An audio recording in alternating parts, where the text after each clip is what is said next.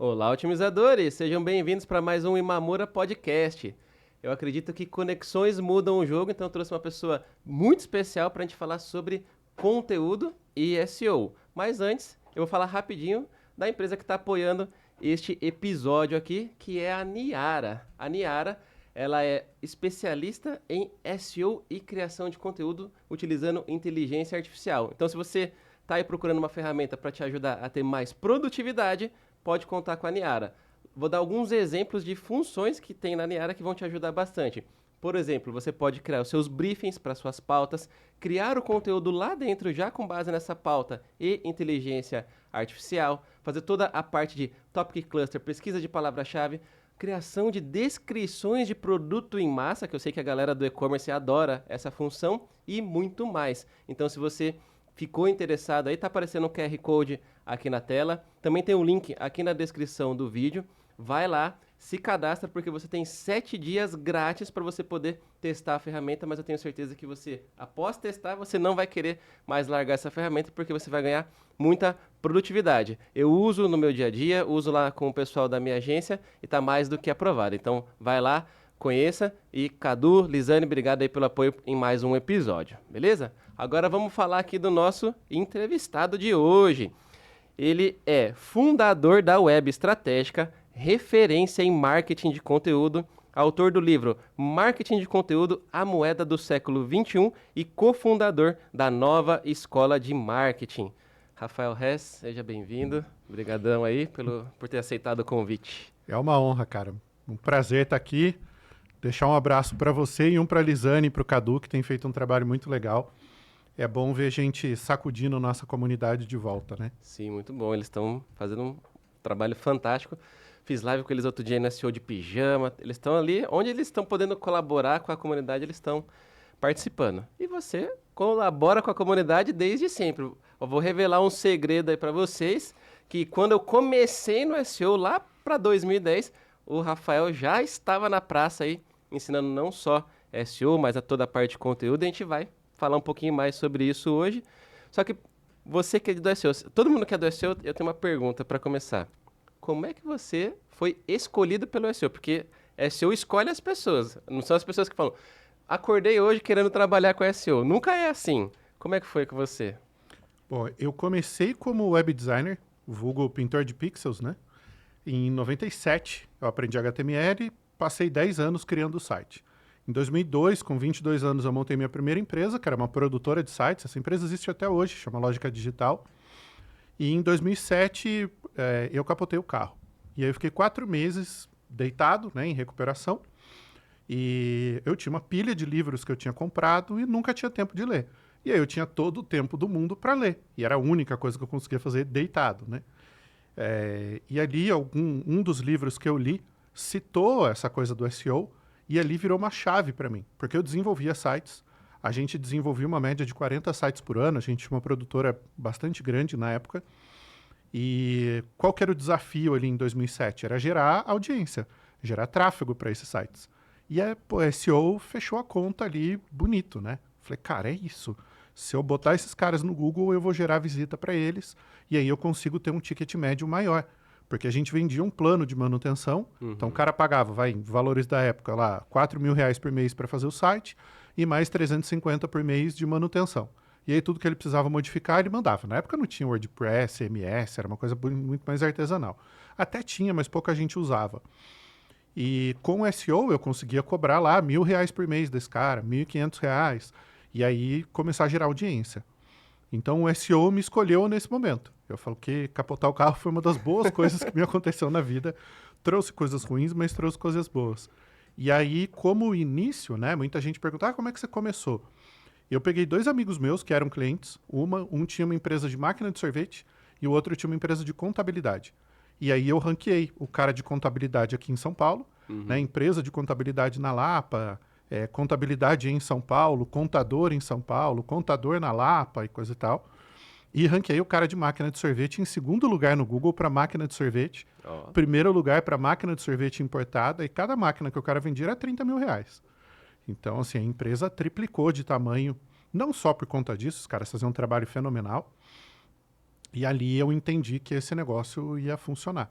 Em 2010 eu saí da produtora, saí da sociedade, levei 13 clientes comigo, fundei uma empresa nova que é a Web Estratégica e que hoje tem uma estrutura muito respeitável. A gente trabalha com clientes de capital aberto, trabalha com grandes marcas, né? Americanas, Magalu, Netshoes, Electrolux, Omi, Prudential, enfim, tem um portfólio gigantesco.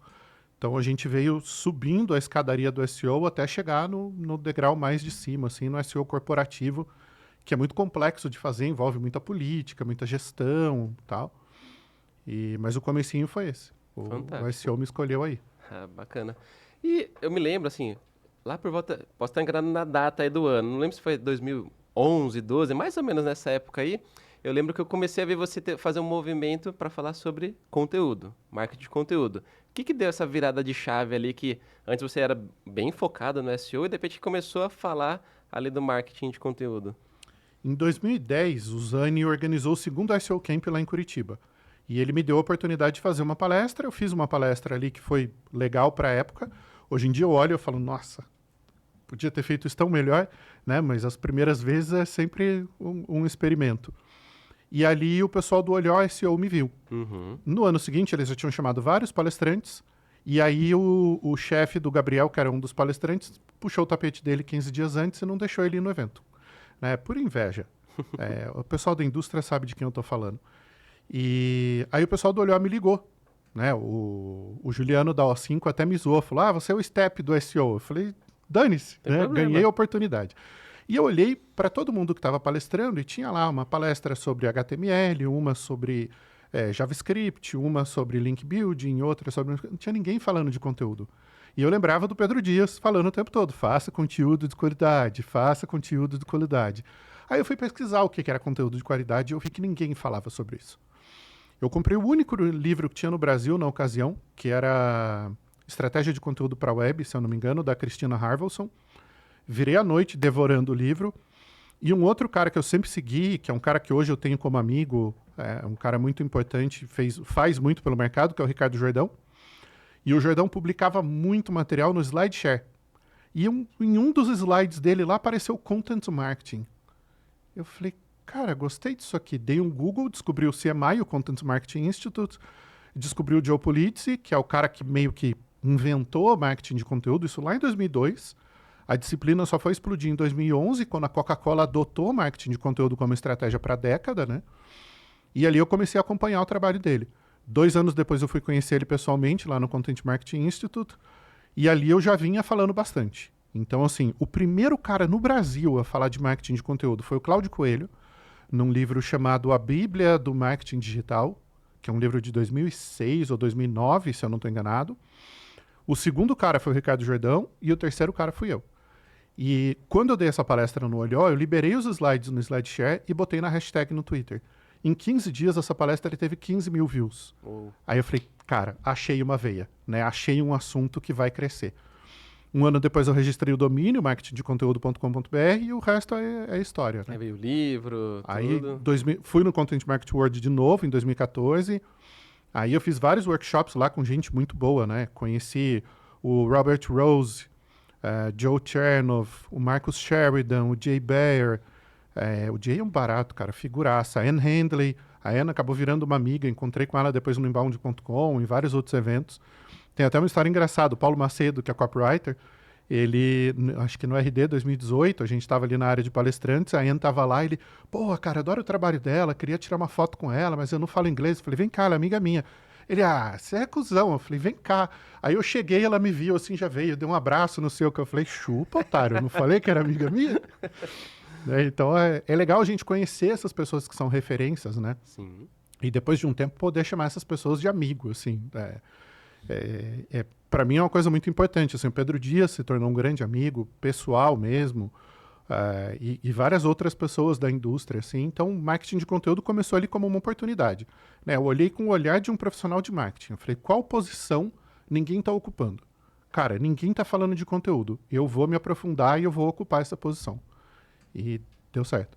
Sim, com certeza. Tanto que o pessoal, quando eu falei, quem que vocês querem que eu traga pro podcast, não sei o quê. Aí começaram, Rafael Hess, fala de conteúdo, traz especialista de conteúdo. Eu falei, já sei quem que é, já conectei os pontos ali, por isso que eu te convidei. Mas beleza, a gente tá falando aqui do conteúdo de qualidade e tudo mais.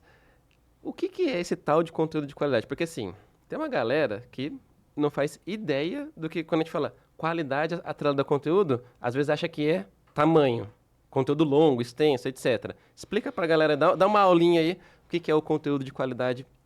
Cara, primeira cagada que todo mundo faz, pensar no conteúdo individualmente e não entender que o conteúdo é um quebra-cabeça. Né? Vamos pensar num jogo de Tetris. Primeira cagada que todo mundo faz, pensar no conteúdo individualmente. O que geralmente e não entender que o conteúdo é um quebra-cabeça ou a pessoa leiga faz. Ela pega uma peça do Tetris e ela só olha para aquela peça. Né? Como se ela botasse uma luneta e olhasse só para aquilo. O bom profissional de estratégia, de conteúdo, ele olha para o todo, ele tem a visão de águia. Então ele quer entender o jogo como um todo. O bom profissional... Aí você tem que entender onde aquele conteúdo específico está na jornada de um cliente. Eu vou falar da jornada de saúde, que eu acho que ela ilustra bastante. Eu publiquei a primeira vez a jornada do paciente em 2013.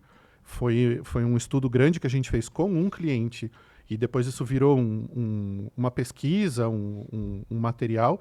Isso foi divulgado em congresso médico, já dei curso em várias farmacêuticas e tal, falando da jornada do paciente. O Mamura está com dor nas costas. Você é magro, você não é o tipo de cara que vai ter hérnia de disco. Mas vamos supor que você estava lá no seu crossfit, levantou peso demais e vrau, deu aquela fisgada na coluna. Você vai num atendimento de emergência, o cara vai tirar um raio-x, vai ser um clínico geral, ele vai falar, olha, você tem aqui uma lesão na coluna, vai te encaminhar para um especialista. Nisso, você vai procurar no Google o que é hérnia de disco. Né? Então, o primeiro conteúdo dessa jornada é um conteúdo informativo. É o que a gente chama de conteúdo enciclopédico. O que é hérnia de disco? O que causa hérnia de disco? O que é protusão de disco? O que é disco protusado, protendido? Aí vai ter vários termos, depende de quem fizer o laudo. Né? Uhum. Beleza, você entendeu o que é. Qual que é o próximo passo natural na jornada? Saber se tem cura. Então, vou morrer? Você entendeu o que é hérnia de disco. A segunda busca que você vai fazer é hérnia de disco tem cura? Aí você vai cair em alguns conteúdos. As clínicas de cirurgia vão dizer que você precisa operar.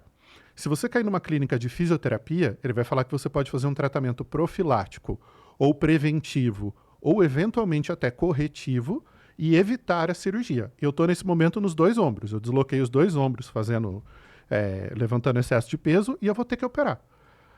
Mas como eu estou numa fase profissional muito complicada e eu tenho um universo de até 2 anos para operar, eu estou no tratamento profilático. Estou levantando menos peso, estou fazendo fisioterapia, coloquei o ombro no lugar e consegui isolar a dor. Não significa que eu não tenho que operar. Né? Então, você está ali na hérnia de disco, você vai estar nesse momento. Beleza, você descobriu que tem cura. Qual que é a próxima etapa na jornada? Tratamento. Então, você vai procurar tratamento hérnia de disco. O brasileiro, como ele já nasce com a faculdade de medicina pronta, né, ele é formado na faculdade de medicina do Google, às vezes ele já dá um pulo, ele procura hérnia de disco remédio. Né? Quando você tem, por exemplo, enxaqueca, é natural que você vai procurar remédio para enxaqueca. E aí você vai descobrir que cada pessoa reage a uma medicação. Se você tem um tipo de dor de cabeça, paracetamol vai funcionar melhor. Em outra, aspirina vai funcionar. Em outra, se você não entrar com uma coisa mais pesada, não vai resolver. E muitas vezes, se você não tratar a causa, você vai ficar só medicando o sintoma. Mas esse é outro papo, vamos voltar lá para a jornada. Uma vez que o cara procurou tratamento, aí ele vai para uma clínica especializada. Essa clínica vai pedir ou uma ressonância ou uma tomografia, depende da lesão e da gravidade. Aí você recebe um laudo lacrado que é para o médico abrir. O que você faz? Você abre. No envelope, né? Tira o selinho, abre e você vai ler que você tem estenose foraminal nível 3. Fudeu, vou morrer. Né? A primeira coisa que você vai buscar no Google, estenose de foramen. E aí você vai ler sobre aquilo, vai encontrar um médico, uma clínica, e aí vai agendar consulta. Então existem várias etapas nessa jornada. O bom profissional de conteúdo, ele vai fazer o exercício da empatia. Eu não gosto daquela ferramenta lá do mapa da empatia. Tem um professor que dá aula lá na Nova Escola, o Felipe Xavier. Amo, Fê, beijo pra você. Mas a gente discorda na ferramenta. Ele ama e eu não. Eu falo, concordamos em discordar. Mas é o exercício de entender, cara, em qual etapa está isso aqui? Um outro exemplo que a gente fez para Magalu. A gente escreveu no blog da Lu vários textos sobre caixa de som portátil, caixa de som JBS, caixa de som à prova d'água, caixa de som Bluetooth, caixa de som para deixar o vizinho louco. Né? Tem um monte. Essa é a primeira etapa da jornada. A segunda etapa Caixa de som com bateria que dura 5 horas, porque você vai viajar para um lugar que não tem energia elétrica. Ou caixa de som à prova d'água, porque você vai acampar e corre o risco do bagulho molhar. E aí, por último, você vai lá para caixa de som 40 decibéis, 220, preta. Aí você vai para o produto. Nas etapas primárias, que o pessoal chama de topo do funil, eu não gosto dessa terminologia, você vai para blog. Nas etapas finais, você vai para categoria, listing de produto e filtro de produto. Então, é conteúdo para dentro da página de produto e da página de categoria no e-commerce. Quando você olha como um estrategista, você entende essas jornadas. Quando você olha individualmente para o conteúdo, você só vai olhar para a palavra-chave. E é justamente isso que o Google vem orientando há mais de 10 anos para que não seja feito. Então, assim, o bom profissional, ele vai entender o contexto. E isso é uma coisa que nenhuma IA pode fazer. Até você explicar o contexto para uma IA, você vai escrever tantos prompts que dá mais trabalho do que escrever o conteúdo. E aí o que a pessoa faz? Ela vai e olha um conteúdo isoladamente e escreve uma coisa que não tem contexto. Vou dar um exemplo literal. Eu gosto sempre de falar do conceito, do abstrato, e depois um exemplo concreto para materializar. A gente atendeu uma época uma locadora de carros. Basicamente só tem 3 no Brasil, então foi uma delas, né? E a agência anterior deles estava planejando escrever um conteúdo sobre SUV. E a justificativa deles é que SUV tem 70 mil buscas. Eu falo, grande coisa, seu animal. Quem busca SUV não está querendo alugar um carro. Ele está querendo saber o que é um SUV. O que significa a sigla SUV. Quais são os SUVs que existem no mercado. Se ele quiser alugar, ele vai procurar carro de 7 lugares. Alugar é carro de 7 lugares. Alugar é SUV. Ah, mas só tem 1.300 buscas. Então, você prefere dar um tiro no escuro para tentar acertar uma em 70 mil pessoas que quer alugar um SUV? Ou você prefere dar 1.300 tiros em cima de alvos que estão querendo alugar um carro? Pô, sabe, não faz sentido, mas o sujeito lá queria otimizar para SUV porque você tem 70 mil buscas. Né? A forma como a gente resolve esse problema é uma matriz multifatorial que ela busca dados de vários lugares. Então, ela pega a taxa de conversão dentro do Analytics, ela pega tempo de permanência nas páginas, por exemplo, de carro para ser alugado, ela pega volume de busca, ela pega CTR, ela pega custo por clique, e aí a gente balanceia isso, por isso que ela é multifatorial. A gente entende o que gera mais LTV para o cliente, porque não adianta eu ranquear em primeiro lugar para um carro que ele só tem, sei lá, 500 carros para alugar. Eu tenho que ranquear em primeiro lugar para aquele carro que ele tem 10 mil carros para alugar, porque isso gera muito mais faturamento para a locadora. Né? Então, você tem que entender de negócio, você tem que entender de dados, você tem que entender de SEO e você tem que entender de negócios, que é onde a maioria esmagadora, 95% das consultorias falha. Elas não entendem de negócio, elas só entendem de palavra-chave. Sim, total. Isso já falei algumas vezes aqui no canal, que é aquilo, um grande diferencial para um profissional de SEO é se ele entender de negócios. Se ele entender como que ele faz palavras-chave virarem grana no caixa da empresa, fechou. Ele vai ser um excelente profissional de SEO. Aí, durante sua fala, você comentou sobre inteligência artificial. Hoje não se fala outra coisa, ChatGPT e mais 1 zilhão de outras ferramentas aí que auxiliam na produção de conteúdo. A gente sabe que dá para usar, o Google até falou que você até pode usar, mas tem que saber como usar essas ferramentas para criar conteúdo. Mas como que você vê hoje essa criação de conteúdo? Porque tem uma galera que ligou o piloto automático, ChatGPT plugado no WordPress e foi. E tem outro público aí que está ainda namorando, tentando entender se usa ou não usa, e tem aquele que já sabe usar. Mas enfim, queria a opinião de um especialista aí. Como que você está enxergando o mercado agora com essas IAs? É uma pena que eu não tô com a minha camiseta oficial hoje que está escrito "eu acho é pouco". A gente viu um fenômeno no Brasil, isso aconteceu em outros países também, de startups de conteúdo, que na verdade são intermediadoras. Ela é um Airbnb de texto. Né? Então, no Airbnb você tem o dono do imóvel, você tem a pessoa que quer viajar, o Airbnb intermedia você alugar o apartamento daquela pessoa para o seu destino. O que essas startups de conteúdo faziam? Pegavam redatores que queriam escrever texto e faziam uma graninha com isso, clientes que queriam contratar texto e ela intermediava. Ela cobrava 150, 200 reais do cliente por texto, pagava 35 para o redator. Gerundizando, vamos estar combinando que alguém que está recebendo 35 reais por um texto não pode passar 3 horas escrevendo texto. Porque Porque se ela for almoçar no McDonald's com R$ 35, ela não compra o almoço dela. Não recomendo almoçar no McDonald's. Não se você quiser viver 100 anos. Então, assim, você comoditizou o mercado e você achatou o valor lá embaixo. E aí você criou essa cultura no mercado de pagar barato por texto ruim. O que aconteceu? O mercado foi inundado de porcaria. Sem medo de errar, 80% do conteúdo existente hoje na internet é uma porcaria. Por quê? Porque ele foi escrito a partir de scraping de outros textos. O que é isso? Um redator que não entende do assunto recebeu um briefing, que tem 3 linhas, para escrever um texto sobre SUV. Ele vai no Google, vai digitar SUV, vai ler os 3 primeiros lugares, vai embaralhar tudo aquilo na cabeça dele e vai soltar um texto que embaralha aquilo que ele viu. Ele não entende de carro. Muitas vezes ele nem tem um carro, ou ele não gosta de carro. Ele só pegou aquele texto para escrever porque ele vai receber R$ 35. Essa pessoa, ela é substituível. Porque o trabalho que ela faz não é diferente do que o IA faz. O Zani, que é meu sócio lá na Nova Escola, a gente estava dando uma aula outro dia sobre IA e ele falou isso, eu achei a frase genial. Ele falou, hoje as IA são embaralhadoras de conteúdo. Ela pega toda a base existente na internet sobre um determinado assunto, ela embaralha tudo aquilo e ela gera um novo texto sobre aquele assunto. É como a redação do Enem. Você pede para 1 milhão de estudantes escreverem sobre um determinado tema. Quantas ideias originais vão existir nesse 1 milhão de redações? Pouquíssimas. Agora, pede para um especialista falar sobre aquilo. Ele pode gravar 10 horas de podcast e ele não vai ter colocado para fora 1% do conhecimento que ele tem sobre aquele assunto. Então, quando você usa a IA para facilitar o trabalho, então, eu acho uma estupidez. É que assim, eu estudei muito de comportamento, de psicologia, de neuromarketing, que são assuntos que eu gosto, e eu acabo trazendo isso para o contexto do dia a dia. A criação era baseada em um fenômeno químico no cérebro que é a sinapse, que é quando um neurônio passa informações, ele conversa com outro. Só a sinapse e o cruzamento de repertório pode gerar uma ideia nova. Nada do que a gente faz é 100% original.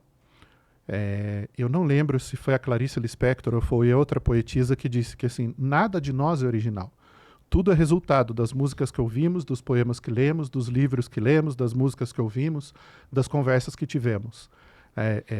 Eu acho que é da Clarice, mas eu não tenho certeza. Tem até um perfil engraçado que a Clarice não disse, né, que são as citações atribuídas a ela que não são dela, mas eu acho que esse poema é dela. Quem puder dar um Google depois, bota nos comentários de quem é o poema original. Né? Então, assim, o conhecimento original, ele é gerado a partir de muita profundidade.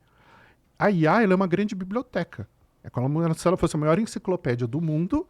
Ela leu tudo que a Wikipedia tem, ela leu tudo que todos os sites têm.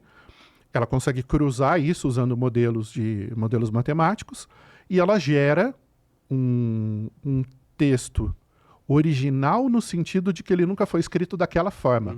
Mas nenhuma informação ali presente gerou um fator novo. E aí você vai para a teoria da informação. Você tem o dado, o cruzamento de dados gera informações, o cruzamento de informações pode gerar conhecimento, e o cruzamento de conhecimentos pode gerar sabedoria. E assim, quantas pessoas são sábias? Muito poucas, né? Por que a gente ouvia os avós antigamente? Porque eles tinham sabedoria, que você só acumula ao longo da vida. Uma inteligência artificial, ela não tem esse poder de criar. E aí, por que eu fiz esse contexto todo? Porque você entra lá na Niara, e eu não estou criticando a Niara, tá? Pode ser o ChatGPT, pode ser o Claude, pode ser qualquer coisa. Me dê ideias para escrever um texto sobre tal coisa. Ele não está criando aquela ideia. Ele não está fazendo um brainstorm, trocando experiências entre pessoas, trocando conhecimento para chegar numa ideia original. Ele está só embaralhando o que já existe e trazendo para você. Ok, isso economiza tempo? Para a maioria das pessoas que não tem um repertório muito grande, economiza. Isso é uma tarefa que vale a pena usar uma IA? Com toda certeza. Porque ela consegue fazer em décimos de segundo aquilo que você levaria talvez horas para fazer. Na hora de fazer um briefing, poxa, a gente usa em SEO há muito tempo ferramentas de scraping, que vão entrar nos 10 primeiros resultados do Google, vão baixar aquele texto, vão ver quais as palavras mais comuns, quais os H1 mais comuns, quais os H2 mais comuns. O que tipicamente a gente vê numa planilha de scraping? Que um site copiou o outro. Então, todos eles, você buscou lá, sistema ERP. O H2 vai ser o quê? O primeiro. O que é um sistema ERP? O segundo, para que serve um sistema ERP? O terceiro, como usar um sistema ERP? Tá ficando homogêneo. O quarto, como escolher um sistema ERP? Cara, todo mundo copiou e colou dos outros. Então, o que a gente tinha até então? Redatores fazendo um trabalho robotizado. E aí, como diz a Marta Gabriel, minha amiga e minha ídola, se você faz um trabalho igual a um robô, você vai ser substituído por um robô. E aí, de novo, a camiseta, eu acho é pouco. Tá? Então, se você age mecanicamente, você vai ser substituído por um mecanismo. Isso é indiscutível. Onde é que o ser humano consegue fazer o que a máquina não faz? No repertório, no conhecimento, na sabedoria, na profundidade. E aí a gente vai começar a voltar ao passado. Os bons jornalistas, né, o jornalismo como ele era até 20 anos atrás, o jornalismo de verdade, não essa nojeira que a gente tem hoje, o jornalista era treinado na faculdade para contar uma história. Ele ouvia um lado, ele ouvia o outro e ele contava uma história citando ambos os lados. O jornalista hoje não faz mais isso. Ele não é nem treinado para isso nas faculdades e a hora que ele chega no mercado, ele é esmagado numa linha de produção em que ele tem que gerar 10 matérias por dia. Ele não tem tempo de ouvir as fontes. Então, ou ele pega a informação de uma assessoria de imprensa, ele terceiriza o trabalho dele, ele liga para uma assessoria e fala, olha, me arranja um especialista e eu preciso de uma frase falando tal coisa. E aí ele encaixa na matéria dele, dando a opinião dele. Ele não está nem aí se a história é verdadeira ou não. Né? E isso é uma pressão que vem dos veículos e coisa e tal. Então, usar a inteligência artificial dentro de processos que vão economizar tempo é muito bom. Em vez de você rodar uma planilha de scraping, analisar isso manualmente, montar a estrutura de um briefing, escrever a orientação para o redator do que você espera e coisa e tal, para depois gerar o texto, você consegue hoje automatizar esses processos. E como eles são feitos em grande escala, milhares de vezes, milhões de vezes, por máquinas que têm uma capacidade de processamento de informação muito maior do que o cérebro mal treinado, né, isso vai economizar tempo e vai facilitar o trabalho. Mas qual que é o output? Qual que é o grande problema? É que o produto final disso não tem originalidade, não tem ponto de vista, não tem opinião, não tem direcionamento. Ele é escrito a partir de conteúdo embaralhado. E aí, o que a gente vê hoje? A gente está num universo, eu até usei essa expressão outro dia nas caixinhas no Instagram, e eu falei, cara, eu cunhei uma expressão legal aí. Eu falei, a gente está vivendo um momento de ressaca digital. A gente tinha uma internet até 2019. A internet mudou durante a pandemia. Então, 2020 e 2021 foi uma época em que todo mundo que não estava no digital foi para o digital no desespero. Uhum. A gente nunca teve tanto e-commerce abrindo, a gente nunca teve tanto atendimento no WhatsApp, a gente nunca teve tanta gente online. E as pessoas descobriram um mundo maravilhoso da internet. Beleza. Era live o tempo todo. Você entrava no Instagram às 8 horas da noite, tinha 50 lives acontecendo. Você entrava no YouTube, tinha milhões de lives acontecendo. Foi uma avalanche de informação. E nem quem já estava na internet estava preparado para isso ou acostumado, e nem quem entrou estava pronto para essa avalanche. O que aconteceu? As pessoas estão cansadas. Quando alguém fala, o TikTok, a geração Z está buscando mais no TikTok do que no Google. Fala, capacidade de interpretação de texto é uma coisa que todo mundo deveria ter, né? As plataformas, elas não substituem umas às outras, elas vêm somar. Então o TikTok cresceu pra caramba, mas ele não roubou o share do Instagram. O Instagram cresceu. O Facebook cresceu. O YouTube cresceu. O Google cresceu. Nesses últimos 5 anos, nenhuma dessas ferramentas perdeu o share. Todas elas ganharam volume de horas e volume de usuários. Da onde está saindo esse tempo? Da vida das pessoas. As pessoas estão comendo com o celular na mão. Elas estão na cama, o casal está os dois no Instagram, boa noite, e dorme. As pessoas estão dormindo menos, estão transando menos, estão vivendo menos. Elas estão o tempo todo online. E aí isso está gerando um sentimento violento. A própria geração Z, é a geração, eu não gosto do termo, tá? Então assim, as pessoas que têm entre 18 e 24 anos estão propositalmente deixando de usar as plataformas digitais. E as outras pessoas mais velhas, né, de 25 a 34, de 35 a 44 e por aí vai, elas têm propositalmente usado menos. A gente antes tinha o Fear of Missing Out, né, o FOMO. Agora a gente tem o Joy of Missing Out, o JOMO. Né? Então, assim, a alegria de perder. Você viu aquela live? Não vi. Você viu aquela transmissão? Não vi. Você viu aquela notícia? Não vi. Pleno, feliz. né? De peito estufado, leve. Por quê? Porque é muito excesso. E aí, por que esse contexto todo? A gente está num ambiente de muito barulho. Tem muito canal, tem muito conteúdo, tem muita informação e tá tudo, com perdão do francês, uma bosta. Então, é só você ver o engajamento, ele está caindo para todo mundo. Ele está caindo para os mega influenciadores, graças a Deus.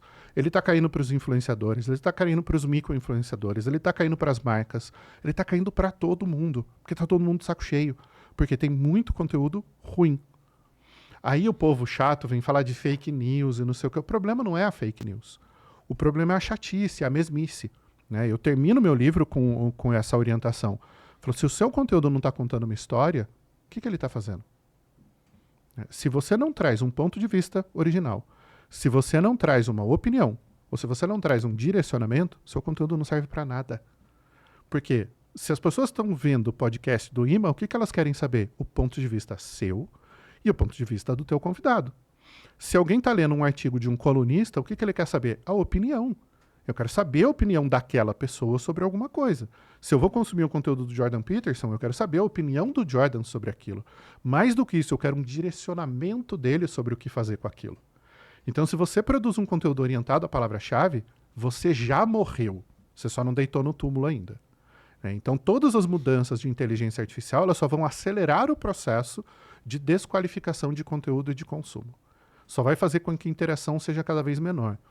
Tem até um termo que está crescendo, que é a tal da internet morta. Você tem várias fanpages que são alimentadas por inteligência artificial, tem milhares de comentários feitos por inteligência artificial e não tem nenhum ser humano ali. Ninguém está vendo aquele conteúdo, ninguém está interagindo com aquele conteúdo, são bots botizando, conversando entre eles. Né? E a gente sabe que no site é a mesma coisa. Você compra 1000 cliques dentro do Meta Ads e chegam 500 no seu site. Cara, ou a Meta está te roubando, ou tem um monte de bot clicando nos seus anúncios. Você vai no Google, compra 1000 cliques no Google Ads. Chegam 500 cliques no seu site. Peraí, tem alguma coisa acontecendo no meio do caminho. Ah, não, é porque a internet caiu, é porque o servidor é lento, é porque não sei o quê. Tá bom, vamos tirar esses 10%. Tem muito bot clicando em anúncio. Todo mundo que usa SEMrush deveria ter a noção de que o SEMrush é um bot. Então ele vai fazer a consulta para o Google, ele vai escanear aquela página, ele vai clicar naqueles anúncios, ele vai coletar todos aqueles dados. E assim como o SEMrush tem milhares, milhões de bots todos os dias. Quando você bloqueia, a gente em grandes clientes muitas vezes tem esse desafio. Né? A TI traz alguns bots que eles querem saber se eles podem e se eles devem bloquear. E a gente orienta muitas vezes a bloquear, porque aquilo ali é concorrente fazendo scraping. Ou são plataformas fazendo scraping, fazendo monitoramento de preço.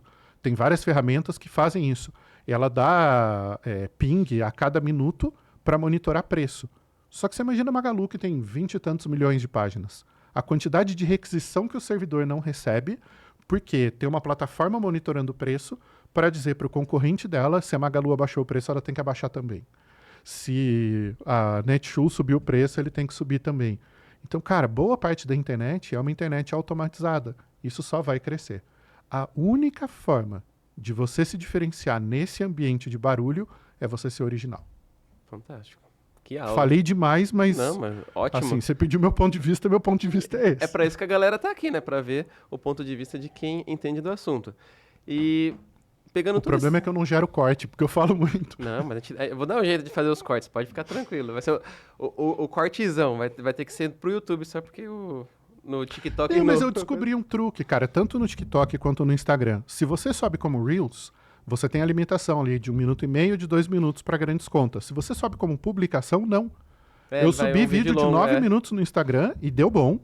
E subi vídeo de 9 minutos no TikTok, horizontal, antes deles mudarem lá o algoritmo para privilegiar horizontal, e deu bom. Olha aí. Então, assim, cara, eu sempre gostei de fazer conteúdo longo, então eu falei, cara, dane-se, não gera corte, mas faz parte. Isso aí.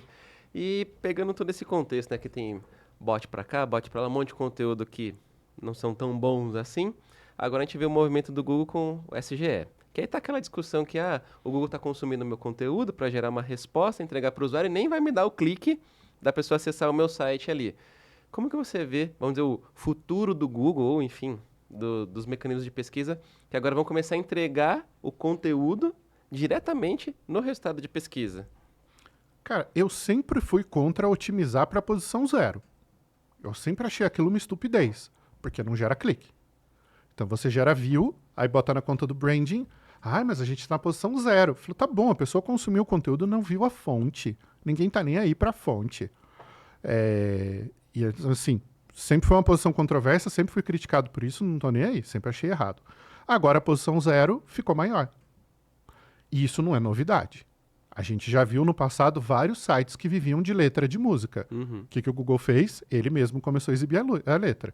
A gente já viu vários sites que viviam de ticker de ações. Você busca lá EMBR3, que é o código da ação da Embraer, e aí você entra no site lá, no ADVFN, na Suno, em N sites, para ver o gráfico de histórico da ação. O Google começou a dar o gráfico.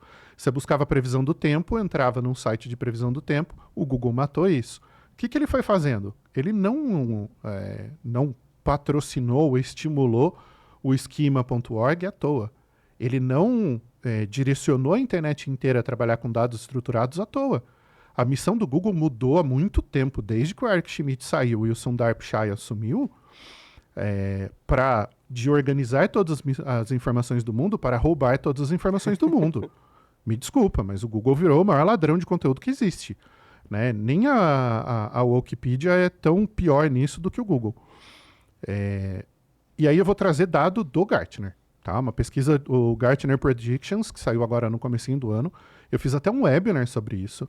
E uma das previsões era que o SGE ou as respostas baseadas em inteligência artificial vão diminuir em até 50% até 2028 o tráfego orgânico do Google para os sites. Quem está em SEO há mais de 10 anos, lembra que na primeira posição você tinha CTR de 20%, 28%. Acha um CTR desse hoje em dia? Não existe. O Google já vem detonando o orgânico há muito tempo. Primeiro o link patrocinado deixou de ter aquela caixa amarela no fundo. Depois ele deixou de ter a bandeirinha verde do lado. Aí eles aumentaram o tamanho da fonte e o espaçamento entre as linhas, para que ocupasse todo o espaço de cima. Quem é veaco lembra do Buscapé, que era o maior comparador de preços do Brasil. O que o Google fez? Uma ação manual, em que ele diminuiu a relevância do Buscapé e jogou ele para a segunda página e socou o anúncio do Google Shopping. Aí eles trouxeram o listing local para o meio do conteúdo. Ele está jogando o orgânico cada vez mais para baixo. Agora ele tem ali 4 blocos de anúncio, 2 de orgânico, 1 de imagem, 1 de People Also Ask, mais 2 de orgânico, mais 3 de anúncio, mais 2 de orgânico, mais 3 de anúncio. O Google virou um classificado. Aqueles classificados que a gente tinha no jornal, que depois foram para a internet e para o modelo digital. O Google virou isso. Então, é natural que o tráfego vai diminuir. Ponto. A questão é, o usuário orgânico, ele sempre foi o usuário mais qualificado que existe. Ele sempre teve as melhores taxas de conversão. Ele sempre teve os maiores tickets. Ele sempre teve o maior LTV. Isso é comprovado há muitos anos, no mundo inteiro, em todo tipo de mercado. Desde jogos online, apostas, pornografia, e-commerce, produtos de assinatura, em qualquer modelo de negócio que você olhar, o orgânico sempre gera o melhor ROI. Isso vai continuar acontecendo. O que vai acontecer é que provavelmente o market share de orgânico vai diminuir. A gente vai ter cada vez mais visita de mídia ainda mais cara. Por quê? Porque todo mundo virou anunciante da pandemia para cá. Mudou a dinâmica da internet. Só que você continua tendo mais anunciante do que inventário. Ou seja, você tem mais gente botando dinheiro em mídia do que você tem lugar para exibir mídia. Então o custo de mídia vai continuar subindo. Ele subiu na pandemia e ele não diminuiu depois da pandemia. Todo mundo falando que ia arrefecer esse custo e coisa e tal, o próprio Gartner, isso não aconteceu. Então, e os seus concorrentes vão continuar lá. Então, se você não produzir conteúdo, se você não otimizar, se você não distribuir, se você não ocupar espaço, o concorrente vai ocupar espaço por você. E aí tem um outro lado. A gente tem que começar a parar de pensar em SEO e começar a pensar em ISEO, em otimização para mecanismos de inteligência artificial também. A gente sempre fala Google, Google, Google, Google, não só no Brasil, na América em geral, União Europeia em geral, que são os mercados que eu mais acompanho, porque o Bing tem, quando muito, assim, num dia bom, 3% de share. Qual que é a palavra mais buscada no Bing? Google. O Yahoo se matou sozinho, né? Mas agora, assim, se a gente vai olhar para market share, o ChatGPT tem 1% do share de visitas que o Google tem. Ah, mas ele vai crescer. Ele vai crescer, é natural. Mas ele já diminuiu do pico que ele teve no lançamento, no hype, para agora, ele já diminuiu. Mas a gente tem o Arc Browser, a gente tem o Perplexity.io, a gente tem outras ferramentas que vão ganhar market share. Eu tô torcendo todo dia para a OpenAI lançar o buscador dela. Sim. A Apple está devendo há anos lançar um buscador. O Google precisa de concorrência. O Sundar precisa cair. Ele e os executivos dele estragaram a experiência no Google. Assim como várias outras empresas traíram os usuários, né? Já era declarado, quando o Zuckerberg comprou o Instagram, que ele ia estragar o Instagram igualzinho ele estragou o próprio site dele, o próprio Facebook. Lá em 2016, o alcance orgânico do Facebook foi caindo. Antes era 50%, ali já era 2%, 3%. Hoje em dia é tipo menos 1%, né? Você publica e ninguém vê. E o Instagram está passando pelo mesmo processo agora. Você não tem mais entrega orgânica. Você vai olhar para o feed, você tem uma pessoa que você segue, um anúncio, 2 conteúdos sugeridos, mais um anúncio, uma pessoa que você segue. Então, de cada 6 conteúdos que você vê, 1 ou 2 é quem você seguiu. Voltando para o Google está passando pelo mesmo processo. O orgânico vai continuar gerando tráfego? Vai. Aonde eu aposto que esse tráfego vai cair? Em buscas informacionais e navegacionais. Concordo. Buscas transicionais, elas vão continuar gerando tráfego a partir do Google. Quando você olha para o SGE hoje, nada garante que isso vai continuar dessa forma. Ele traz ali o conteúdo que ele copiou de você, que ele roubou de você, mas ele pelo menos dá a fonte. Uhum. Então, se você não fizer ISO, né, otimização para inteligência artificial, nem como fonte você vai ser citado. O que vai acontecer é, o conteúdo vai continuar tendo importância. O que vai mudar é o canal de distribuição. E vamos combinar, eu estou nesse jogo há 25 anos. Isso sempre mudou todo ano. Então, assim, muita rede social já veio, muita rede social já morreu, muita gente ocupou espaço, muita gente saiu espaço, perdeu espaço. A gente precisa entender que tem o momento do hype, né? Todo mundo que conhece a curva hype, né, que acho que é do Gartner também, sabe que existe um pico, depois existe um fosso e existe um platô de produtividade, né? Quem quiser buscar por isso, procura lá Hype Cycle. Isso aí. A gente está começando a queda do hype. A gente teve tecnologias que surgiram e hyparam e depois foram incorporadas no dia a dia e deixaram de ser hype. Computação na nuvem. Nossa, quando isso estourou, era o futuro. Hoje em dia todo mundo usa tudo na nuvem. O seu Google Drive, o seu e-mail, as suas fotos, está tudo na nuvem. Se roubarem seu celular agora, em 2 minutos você desabilita ele, o seu banco está na nuvem, está tudo na nuvem. Qual foi a última vez que você pegou R$1.000 na sua mão? Mas você tem R$100.000 lá investido no banco. Você nunca viu R$100.000 empilhado em dinheiro. A menos que você for traficante, né? Mas, assim, tudo está na nuvem, né? Só que computação na nuvem foi incorporada e deixou de ser visto como uma tecnologia. Blockchain é a mesma coisa. O blockchain existe. Ele é usado em dezenas de soluções. Só que ele foi incorporado. Depois do blockchain veio, sei lá, metaverso. O metaverso foi a coisa mais estúpida que já existiu. É porque o Zuckerberg criou o Roblox dele, né? No fim nem conseguiu fazer. E era um hype vazio. Nunca foi nada de verdade. O Second Life teve mais sucesso na época dele, lá em 2006, 2007, do que o metaverso do Zuckerberg. A inteligência artificial agora, ela obviamente não vai flopar. Ela já é uma realidade. Mas ela é uma realidade que vai ser incorporada. Para muitos negócios, ela vai mudar o jogo completamente. Investimento em ações, por exemplo. A quantidade de variáveis que ela consegue monitorar e manipular é infinitamente maior do que um analista. Uhum. Mas você ainda vai precisar de um analista lá na ponta para decidir o que vai ser comprado. Porque senão você vai entrar no mercado de bots. Você vai ter bot comprando, vai ter bot vendendo, vai ter bot manipulando, né? E isso em algum momento vai ser regulamentado. No nosso mercado, isso tem um impacto mais visível. Então, isso gera mais buzz, isso gera mais barulho, né? Então, não é ser o vendedor de vela quando chegou a lâmpada e dizer, não, isso daí não vai dar certo. Isso já é realidade, não tem como negar. Mas tem certas realidades que depois que elas são incorporadas, você vê que a promessa era maior do que a entrega. Carro elétrico está aí para provar, né? A maioria de quem compra a frota já está desistindo ou minimizando o uso do elétrico para questões pontuais. A maioria dos usuários que aderiu ao elétrico, uma boa parte voltou, para combustão ou ficou no modelo híbrido, que é o modelo em que você consegue usar as duas cadeias. Por quê? Porque a cadeia de suprimento é muito complexa, porque a cadeia de manutenção é muito complexa, porque o custo de manutenção é muito alto. Então, no longo prazo, você acaba gerando problema. Aí, quando o pessoal vem falar da montadora motivacional lá, eu falo, lembra da Dafra Motos? Você ainda vê alguma moto da Dafra na rua? Lembra da Jack Motors? Lembra da Cherry? Vai dar manutenção nessas tretas depois de 5 anos. Não dura, né? Não vinga. Então, eu falo, quer ser maluco? Vai ser maluco e apostar.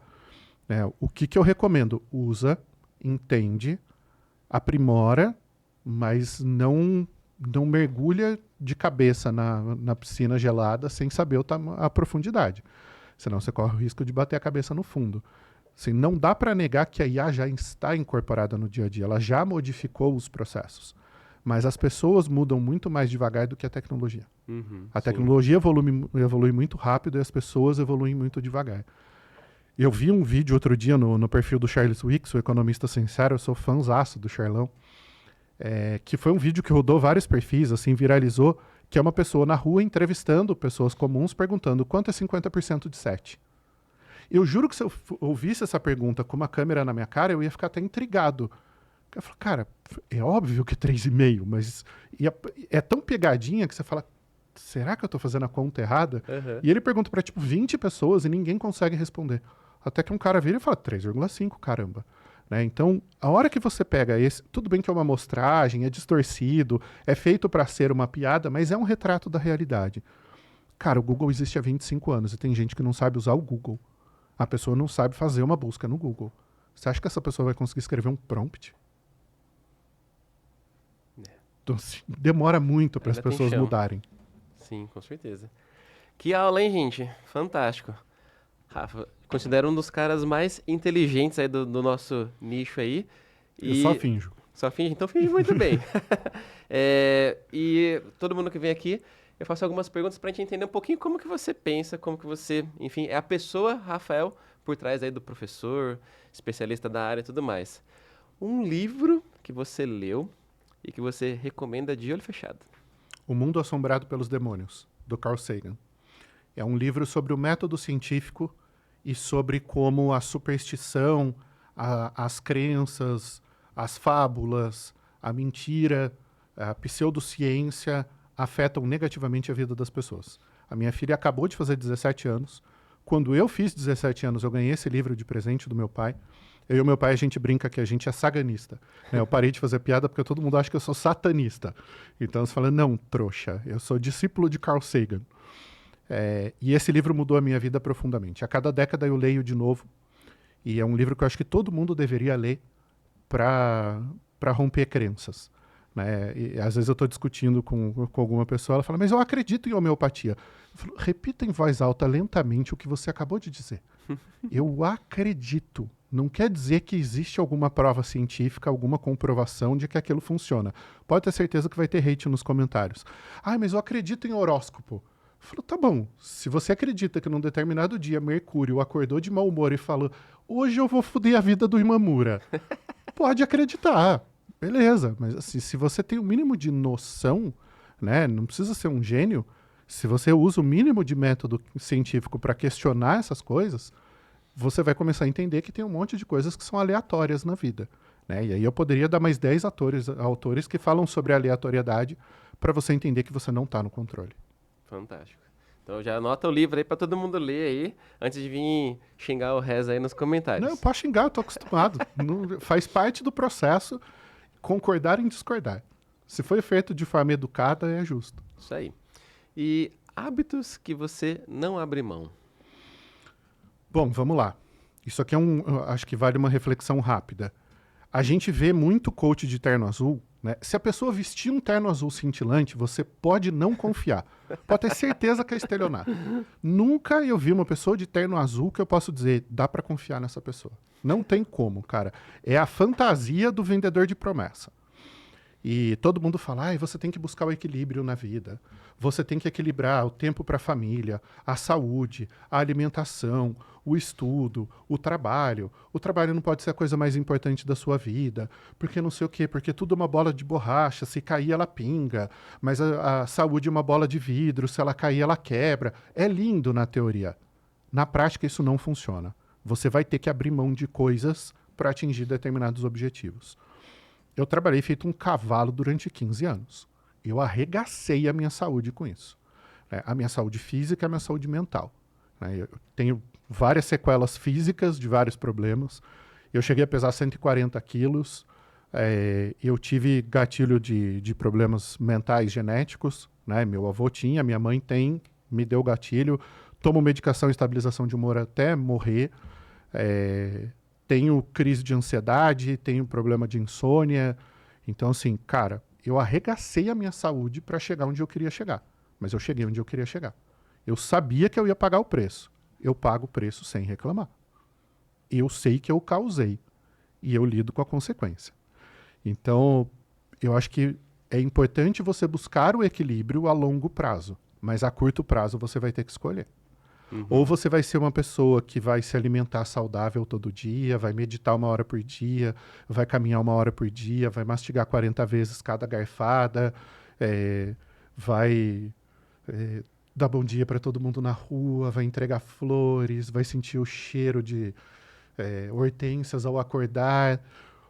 Ou você vai ter um desempenho, digamos, profissional e financeiro na vida. É raríssimo, assim, são exceções das exceções as pessoas que conseguem ter tudo ao mesmo tempo. Eu trabalhei durante muito tempo, eu trabalhava por 2, e eu fui ausente da presença com os meus filhos durante muito tempo. E é uma coisa que eu vou levar para o túmulo, eu me cobro disso todos os dias. Mas é porque eu queria dar uma determinada qualidade de vida para eles, e hoje eu consigo dar isso com muito conforto, com muita sobra. Na pandemia eu fui afastado deles durante 6 meses. Isso me causou sequelas psicológicas severas para sempre. Então, hoje, por exemplo, eu desmarco compromissos profissionais para estar presente com os meus filhos, porque hoje eu consigo. Antes era uma escolha que, se eu fizesse, ela ia me causar problemas sérios. Hoje eu consigo fazer essas escolhas. Então, hoje à noite vai ter um evento de growth super VIP, com um convidado internacional. Um amigo que está organizando esse convite me chamou, falou, cara, eu quero você lá. Eu falei, eu vou. Aí vai cair no dia do campeonato de futebol do meu filho. Eu mandei uma mensagem para ele e falei, irmão, eu vou furar contigo. Porque hoje é o jogo do meu filho e eu quero estar lá. Né? Eu vou ficar com ele por 2 minutos. Só dele ver que eu estou lá é importante.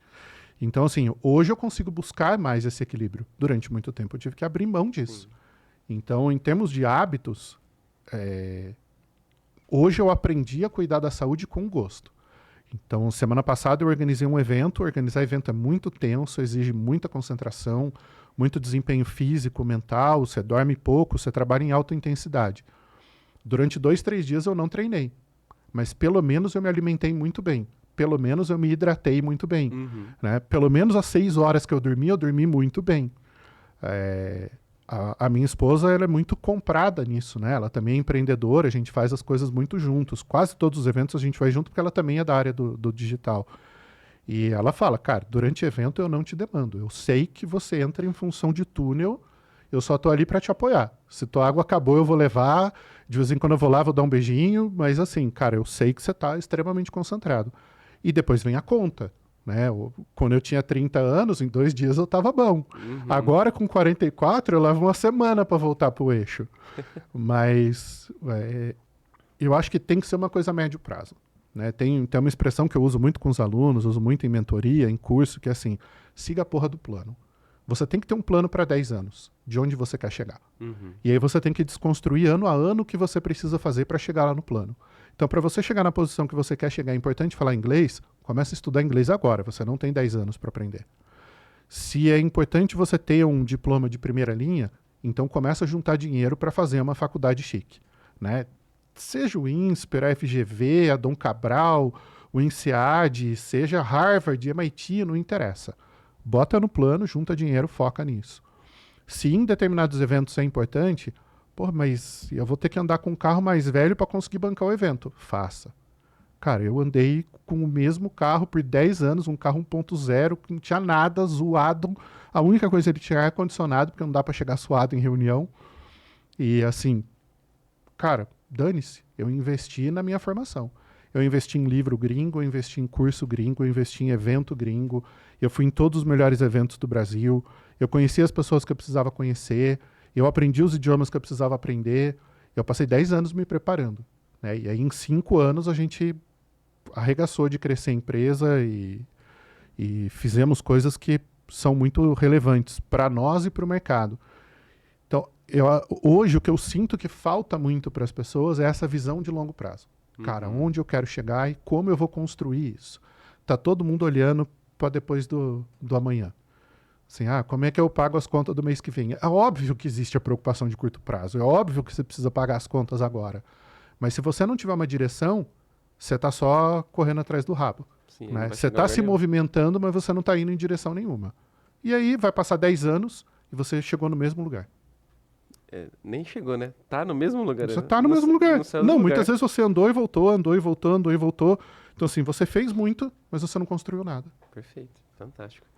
E quando você não tá trabalhando, onde que a gente te encontra? Cara, eu tenho um... eu sempre brinquei que eu não tinha vício, né? Eu não tenho vício em jogo, né? Eu fui para Las Vegas quando eu trabalhava como CMO de uma empresa. A empresa bancava, inclusive, dinheiro pra gente jogar. Me deu $100, eu gastei em uísque e charuto e eu apostei $2, porque eu não vejo a menor graça em apostar. Mas eu falei, bom, eu tô em Las Vegas, eu tenho que tirar uma foto na máquina. Botei uma moedinha, fiz o caclac, botei outra moedinha, fiz o negócio. Falei, beleza, já gastei à vontade. Né? Mas aí eu peguei os $100 e eu fui para uma pista dirigir um Porsche. Aí. Eu falei, cara, esse é o meu tesão, assim, meu negócio é carro. Eu não bebo, né? Agora por conta da minha medicação, menos ainda, eu não posso encostar em álcool. Eu nunca fumei, assim, eu nunca tive vícios. Mas aí agora, depois de velho, eu realizei um sonho que aí virou um vício, que é carro velho. Né? Então eu comprei um, agora eu comprei outro. E aí você fica puto com o mecânico, com a peça, com o carro e não sei o quê, mas você não quer abrir mão. Né? Então eu gosto muito. Recentemente a gente veio para Interlagos, passei o dia lá com as crianças. Teve 7 corridas num dia. Né? Então teve Fusca Cup, AMG Cup... um monte de corrida, uma atrás da outra, assim, eu gosto muito daquele ambiente. Eu moro em Campinas, ali do lado tem Indaiatuba e tem o autódromo na Fazenda Capuava. Né? Teve o aniversário lá de 100 e tantos anos da BMW, fui com meu moleque, né? A gente foi exibir o carro, foi andar e não sei o quê. Cara, ele adora também, minha filha gosta, os dois gostam de Fórmula 1. Então a gente foi em Interlagos, eu falei, a gente vai nos boxes, aonde é o box da Ferrari. Aí eu fui olhar no vídeo a posição que era, fui levar, eu falei, a Ferrari é aqui, porque os dois torcem pra Ferrari, né? Falei, tanto carro pra torcer, vai torcer pra carro italiano. Então, assim, o meu lazer tá aí. E eu me encontrei na musculação, eu nunca fui de praticar esporte a vida inteira, e aí durante a pandemia me encontrei nisso, foi assim, perdi 35 quilos. A hora que você coloca isso em saco de arroz, eu falo, cara, eu perdi 7 sacos de arroz. Né, cara, é muita coisa, assim, é muito, assim, então... Gosto muito de treinar, montei uma academia em casa, porque eu não gosto de ir pra academia. E aí eu vou arranjar desculpa e falar, não, hoje eu não vou, hoje eu tô cansado, daqui a pouco tem reunião. Né? Se tá em casa, bicho, se você não fizer, você tem que se olhar no espelho e se chamar de fracassado. E, cara, eu gosto de passar tempo com as pessoas que eu amo, assim. Então, a coisa mais gostosa que tem pra mim e pra minha mulher é ficar com as crianças, encontrar os amigos... Então agora no Carnaval, por exemplo, o Zani e a Fer tinham acabado de mudar de volta da Itália. A gente reservou um Airbnb e fomos passar uma semana inteira com eles lá. Como todo mundo pode trabalhar online, então na quarta de cinzas, na quinta, na sexta, a gente trabalhou durante o dia. À noite fomos na casa do Coca Gelada, jantar com ele, fizemos um churrasquinho lá, fomos encontrar todo o pessoal ali de Curitiba. Então a gente gosta de passar tempo com quem a gente ama. Fantástico. E tem um estudo de Harvard que acompanhou ex-alunos durante décadas, assim, mas muitas décadas, 6, 7 décadas. Tem um TED que tem um resumo desse estudo e que ele identifica os fatores de longevidade. E o fator de longevidade mais importante na vida, lógico, você precisa se hidratar, você precisa comer bem, você precisa praticar exercício, mas são as relações humanas. As pessoas que passavam mais tempo com a família, as pessoas que passavam mais tempo com os amigos, eram as pessoas que viviam mais. Olha aí. Então, agora quando eu fiz 40 e eu e a Carla escolhemos estar junto para o resto da vida, a gente fez um combinado de que a gente vai viver até os 100 anos. E aí a gente tomou decisões do que a gente tinha que fazer para viver até os 100 anos. E uma das decisões foi passar mais tempo com quem a gente ama. Fantástico, isso aí. Show, show, fantástico. E por que você faz o que você faz? Eu já fui inseguro muito tempo na vida.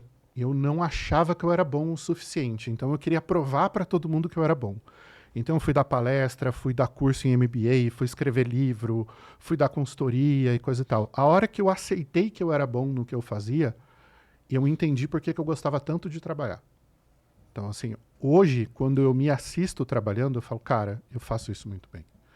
Né? Então, não é falta de modéstia, não é arrogância, assim, é entender que eu tenho a sorte na vida de trabalhar com algo que eu gosto de fazer. Eu falo, poxa, quanta gente tem trabalhos que odeia, né? Que faz aquilo porque precisa pagar as contas. Eu falo, cara, eu gosto de fazer o meu trabalho. Então, assim, eu faço o que eu faço porque eu me preparei para isso. Faz 25 anos que eu faço isso, eu gosto de fazer isso. E eu vejo o impacto que isso tem na vida dos funcionários da empresa, na vida dos meus alunos, na vida dos leitores do livro, na vida das pessoas que assistem uma palestra. Quantas vezes, depois de uma palestra, alguém veio falar comigo depois e falar, cara, que animal, sabe? Obrigado por essa fala. Ou às vezes te manda um inbox, ou manda um e-mail, ou anos depois volta e fala, cara, aquela palestra eu vi, e por conta disso eu fui fazer um curso, e hoje eu estou trabalhando nisso, e coisa e tal. Obrigado. Você mudou minha vida. Eu falo, eu não mudei sua vida. Você mudou sua vida. Eu só te entreguei o que eu tinha de bom para entregar. E você recebeu isso e fez algo com isso. Então o mérito não é meu, o mérito é seu. Então, assim, cara, eu sou muito feliz de poder fazer algo que me realiza. Então, eu gosto muito de uma visão, eu sempre falei disso e depois, um ano e meio atrás, mais ou menos, eu tomei contato com a obra do Jordan Peterson e eu me identifico muito com as falas dele, né? E uma das falas, eu tenho um perfil no Instagram lá sobre frases filosóficas, né? E eu postei essa frase dele lá porque é algo que eu falo para os alunos há muito tempo. Essa trolha de ser feliz é papo de coach. Em vez de buscar ser feliz, busque ser realizado. Em geral, você vai encontrar mais pessoas felizes porque elas são realizadas do que só porque elas querem ser felizes. Então, se você se realizar na sua relação amorosa, na sua relação familiar, nas relações com seus amigos, no seu trabalho, provavelmente você vai ser uma pessoa que passa mais tempo feliz. Porque felicidade não é um estado, né? Ela é um contexto. Uhum. Você pode ser uma pessoa feliz passando por momentos ruins. Eu estou passando por 3 momentos ruins com pessoas que eu amo muito. Mas, no geral, a gente é muito feliz. Porque a gente pode se apoiar nesses momentos. Então, buscar essa realização, eu acho que é a visão importante para a vida. Porque a felicidade vai acontecer no caminho. Né? A hora que você olhar para trás, para as coisas que você fez e falar, cara, eu gostei de fazer aquilo. Eu aproveitei aquele curso. Eu fiz uma viagem com alguém que eu gostava. Né? Isso vai te trazer o estado de felicidade. Né? Então, para mim é esse caminho. Assim, você encontrar algo que você gosta, criar um plano para tornar aquilo uma experiência que vai te trazer realização. Nossa, que fantástico. Uma aula aí. E eu tenho certeza que esse aqui vai ser um dos podcasts aí mais assistidos de todos aí, porque fantástico sempre bater um papo com você. Res, brigadão aí por você ter aceitado o convite. E a galera te encontra onde para se conectar com você? Cara, eu tô mais presente no LinkedIn e no Instagram. Acho que são as redes que eu mais uso hoje. Nas outras eu meio que só replico o conteúdo. Eu não tenho paciência com o TikTok, por exemplo. Então o conteúdo que eu faço para o Instagram eu só subo no TikTok. Eu não consumo o TikTok, eu não interajo no TikTok. No Instagram eu estou sempre presente ali, é onde eu mais produzo. No LinkedIn bastante, eu gosto muito mais do LinkedIn. Eu acho que é uma rede que explora menos o seu lado pessoal e te dá mais espaço profissional. Eu me expus demais na pandemia e isso me desgastou um pouco. Então eu dei um passo atrás, eu falei, cara, eu não quero mais isso, assim, não me fez bem.